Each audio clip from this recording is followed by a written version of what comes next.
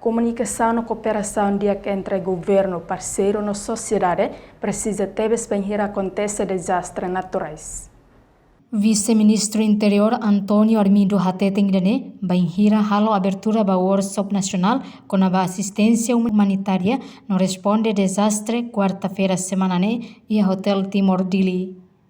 E a workshop ne libur opinião no evaluação do parceiro desenvolvimento nacional no internacional no hatur estratégia comunicação no cooperação banhira a soro desastre herailarang.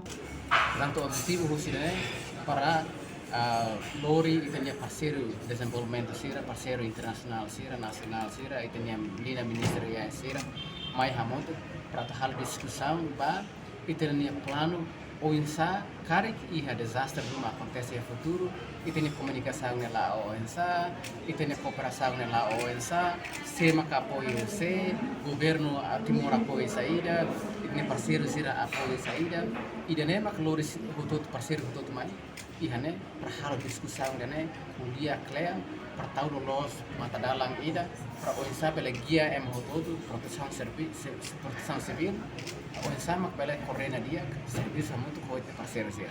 O workshop durante a semana dene organiza husi parceiro husi Nações Unidas o governo Austrália li husi Força Naval serviço remoto com autoridade de proteção civil.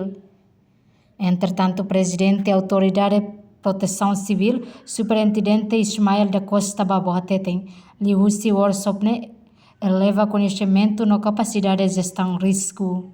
O objetivo é o teste de capacidade e a exercício. Depois quando a situação de desastre não acontecer real, kita começa a comunicações antes de instalar e ainda nem está preparado. Mostrihan desafio importante mas legislação. Tina Sanolo Liba, Estado aprova Lei de Segurança Nacional em completa queda segurança interna no falta Lei de Proteção Civil. Participa e workshop ne embaixador Austrália, Peter Robert, no representante embaixador América, PNTL, FFDTL no convidado Sira. Reportagem Efifânia de Carvalho, Fernanda Conceição, Televisão Timor Post.